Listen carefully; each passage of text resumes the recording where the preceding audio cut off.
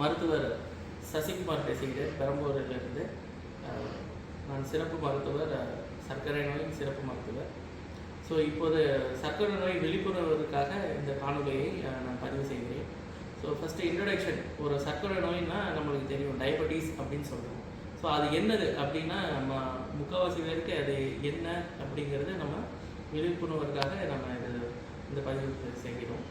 So சர்க்கரை நோய்னா diabetes mellitus அப்படின்னா என்ன அப்படின்னா, நம்ம ரத்தத்தில் இருக்கும் சர்க்கரையின் அளவுக்கு அதிகமாக, அதாவது ஒரு மனிதனுக்கு ஒரு வெறும் வயிற்றில் ஃபாஸ்டிங்கில் பார்க்கும்போது 70லிருந்து 110க்குள் சர்க்கரையின் அளவு அவன் ரத்தத்தில் இருக்க வேண்டும். ஸோ அதற்கு மேலாக இருந்தால் அவனுக்கு நீரிழிவு நோய் ஆரம்பிக்கப்படலாம், இல்லைன்னா ஆரம்பிக்கிற நிலையில் இருக்கிறது என்று அறிகுறி. அது இல்லாமல் சாப்பிட்ட பின் உணவுக்கு முன்பு 1.5 மணி நேரம் கழித்து 2 hours 2 மணி நேரம் கழித்து சர்க்கரையின் அளவு நம்ம செக் பண்ணும்போது அது 140க்கு உள்ளே இருக்கணும். 110லிருந்து 140க்குள்ளே இருந்தால் அவனுக்கு கண்ட்ரோலாக இருக்குது. அதுக்கு மேலாக இருந்தால் அவனுக்கு டயபெட்டிஸ் இருக்குங்கிறது ஒரு அறிகுறி. அது இல்லாமல் நம்மளுக்கு பேசிக்காக டயபெட்டிஸோட காம்ப்ளிகேஷன்ஸ் அதனால் என்ன, ஃபஸ்ட்டு அதிலிருந்து வரும் காம்ப்ளிகேஷன்ஸ் என்ன அப்படிங்கிறது நம்மளுக்கு மெயினாக தெரிந்து கொள்ள வேண்டும். ஸோ டயபெட்டிஸ்னால் நம்மளுக்கு சர்க்கரையின் அளவு அதிகமாக இருக்கிறது. அது இல்லாமல் ஒரு சர்க்கரையின் அளவுக்கு அதிகமாக இருக்கும்போது அவனின் காம்ப்ளிகேஷன்ஸ் பார்த்திங்கன்னா மைனர் அண்ட் மேஜர் காம்ப்ளிகேஷன்ஸ்னு சொல்லிட்டு மருத்துவ ரீதியாக நம்ம பேசுகிறோம். அதில் மைனர் காம்ப்ளிகேஷன்ஸ் என்ன அப்படின்னு பார்த்திங்கன்னா, அளவுக்கு அதிகமாக நீர் குடித்தல், அதாவது பாலி டிப்சியா அப்படின்னு சொல்லுவாங்க மருத்துவ ரீதியாக. ஸோ ஒரு மணி நேரத்துக்கு ஒரு 3லிருந்து 4 லிட்டர் தண்ணி குடித்ததுக்கு பிறகும் அவர் திருப்பி தாகம் எடுக்கும் அந்த பேஷண்ட்டுக்கு. ஸோ அது பாலிடிப்சியா சொல்லுவாங்க. அது இல்லாமல் பாலியூரியா, அளவுக்கு அதிகமாக நீர் வெளியே போகிறது, நீர் இழிவு, அதாவது சிறுநீர் கழித்து கொண்டே இருப்பார்கள். அது காலை மட்டும் இல்லை, இரவிலுமே நைட் பெட் வெட்டிங் அப்படின்னு சொல்லுவாங்க. பெட்டில் படுத்து தூங்கி ஒரு சில மணி நேரத்தில் நீர் பாஸ் பண்ணிடுவாங்க, யூரின் பாஸ் பண்ணிடுவாங்க. ஸோ அது வந்து பாலி யூரியா அப்படின்னு சொல்லுவாங்க. எலும்பி 4-5 வாட்டி யூரின் பாஸ் பண்ணாரு. அது இல்லாமல் பாலிஃபேஜியா, அளவுக்கு அதிகமாக உணவு உட்கொண்டுதல். இப்போ பார்த்தீங்கன்னா இப்போ தான் சிற்றுண்டி ஒன்று இருப்பாங்க, ஒரு 10-20 நிமிடங்களோ இல்லை அரை மணி நேரத்தில் அவங்களுக்கு திருப்பி பசிக்கும். ஸோ அது வந்து அளவுக்கு அதிகமாக சாப்பிடுறது. இதெல்லாமே மைனர் காம்ப்ளிகேஷன்ஸ் சொல்லுவாங்க. மேஜர் காம்ப்ளிகேஷன்ஸ்னு பார்த்தீங்கன்னா, ஒரு மனிதனுக்கு இதெல்லாம் அவன் சர்க்கரை வியாதியை அவன் கண்டறியாமல் விட்டதோ இந்த மைனர் காம்ப்ளிகேஷன்ஸ் வந்துட்டுருக்கும். அதெல்லாம் வந்து அப்பவும் அவர் கண்டுக்கலை, மருத்துவரை அணுகி ப்ராப்பர் சிகிச்சை எடுக்கலைன்னா மேஜர் காம்ப்ளிகேஷன்ஸ் போகிறதுக்கு நிறைய சான்சஸ் இருக்குது.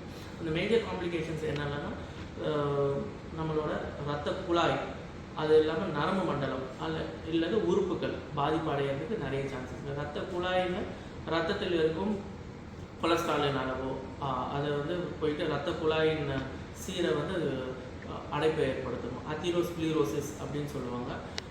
அது இல்லாமல் ரத்தத்தில் இருக்கும் கொலஸ்ட்ராலின் அளவுக்கு அதிகமாக டிஸ்லிபிடீமியா அப்படின்னு சொல்லுவாங்க.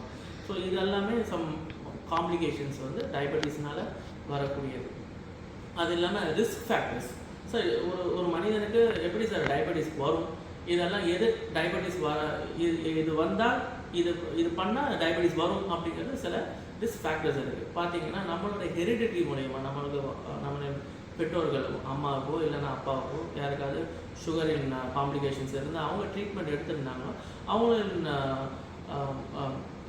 அதாவது சன் ஆர் டாட்டர் யாரோ அவங்க வந்து கம்பல்சரியாக அவங்க செக் பண்ணணும். ஸோ இதுக்கு வயது வரம்பெல்லாம் கிடையாது. கம்பல்சரியாக வருஷத்துக்கு ஒரு வாட்டியாவது நம்ம fasting blood sugar and post prandial சாப்பிட்ட பின்னும், அது இல்லாமல் HbA1cங்கிற அந்த 3 மாதம் ஆவரேஜ் டெஸ்ட்டு கம்பல்சரியாக எடுக்க வேண்டும்.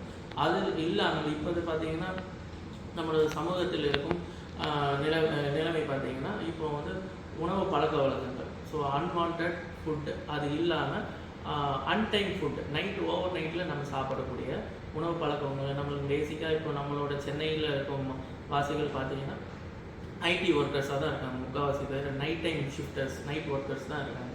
ஸோ அவங்கெல்லாம் இரவு நேரங்கள் பணிபுரிந்து அன்டைமில் அவங்களுக்கு பசி எடுக்கும்போது கண்டிப்பாக அவங்க உணவு உட்கொண்டதுக்கு ஆளாகிறார்கள். ஸோ அந்த மாதிரி அன்வான்ட் அன்டைம் ஃபுட் எடுக்கும்போது அவங்களுக்கு இந்த மாதிரி ஃப்யூச்சரில் உடனே எல்லாம் வர்றதுக்கு சான்ஸ் கம்மியாக இருந்தாலும் 1 வருடத்திலோ 2 வருடத்திலோ அவங்க வந்து டயபெட்டிஸ்க்கு ஆவாங்க. அது இல்லாமல் ஸோ சிம்டம்ஸ் நம்ம சொன்ன மாதிரி மேஜர் அண்ட் மைனர் சிம்டம்ஸ், அது இல்லாமல் ஸ்மோக்கிங் ஹேபிட்ஸ், ஸோ புகைப்பிடித்தல், ஆல்கஹால், மது அருந்துதல், இதெல்லாமே ஒரு லைஃப் ஸ்டைல் ஆயிடுச்சு. பியர் ப்ரெஷர்னாலையோ இல்லைனா அவங்கள இப்போ உற்றார் உறவினர்களோ இல்லைனா ஃப்ரெண்ட்ஸின் ப்ரெஷரின் மூலமாக அளவுக்கு அதிகமாக கன்சியூம் பண்ணாங்க. ஸோ இது எல்லாமே லாங் டேர்ம் காம்ப்ளிகேஷன்ஸ். இது புகைப்பிடித்தல், மது அருந்துதல், அது இல்லாமல் உணவு பழக்க வழக்கங்கள், இது எல்லாமே ஒரு ரிஸ்க் ஃபேக்டர்ஸ்க்கு உள்ள அடிப்படை. ஸோ இதெல்லாம் இருந்ததுன்னா கம்பல்சரியாக அந்த நபரோ மருத்துவரை அணுகியோ இல்லைன்னா லேப் அணுகி அப்புறம் சுகரின் அளவை கண்டிப்பாக 6 மாதத்திற்கோ இல்லைன்னா 1 வருடத்திற்கு ஒரு முறையோ கம்பல்சரியாக எடுக்க வேண்டும் என்பது நிச்சயம். அது இல்லாமல் சிம்டம்ஸ்ன்னு நம்ம சொல்லும் போது என்னெல்லாம் சிம்டம்ஸ், நம்ம முன்னாடியே சொன்ன மாதிரி மேஜர் காம்ப்ளிகேஷன்ஸ், மைனர் காம்ப்ளிகேஷன்ஸ் சொல்லுவாங்க. அது இல்லாமல் சிம்டம்ஸ்ன்னு வரும்போது இப்போ நரம்பு பாதித்தல், இப்போ நரம்பு மண்டலம் ஒருவருக்கு பாதித்தால் அவருக்கு என்ன மாதிரி சிம்டம்ஸ் வரும்னா நரம்பு தளர்ச்சி, நரம்பு எரிச்சல், பாத எரிச்சல், இல்லைன்னா அளவுக்கு அதிகமாக இச்சிங், இரிட்டேஷன், அரிப்புகள், உடம்பு முழுக்காவோ இல்லைன்னா ஒரு பகுதியில் மாத்திரம் அரிப்பு, காம்ப்ளிகேஷன்ஸ் வர்றதுக்கு நிறைய சான்சஸ். இதே ரத்த குழாய் பாதிப்பு ஏற்பட்டால் என்ன மாதிரி காம்ப்ளிகேஷன்ஸ் வரும்னா நம்மளின் எங்கேயாவது அடிபட்டு புண்களோ பாதத்திலோ இல்லை சோர் அல்சர்னு சொல்லுவாங்க. இந்த மாதிரி அல்சர்கள் உருவாகி அது ஆறக்கூடிய தன்மையை இழந்துடும். நம்ம மனிதனுக்கு ஒரு நார்மலாக ஒரு வாரத்தில், அதாவது 5 நாட்களிலிருந்து 1 வாரத்திற்குள் புண்கள் ஆற வேண்டும். அதற்கு மேற்பட்ட நாட்கள் ஒரு புண் ஆறாவிட்டால் என்றால் கம்பல்சரியாக அவர் மெடிக்கல் டாக்டரை அணுகி இந்த டயபெட்டிஸை வந்து கம்பல்சரியாக அவர் செக் பண்ணிக்கணும்.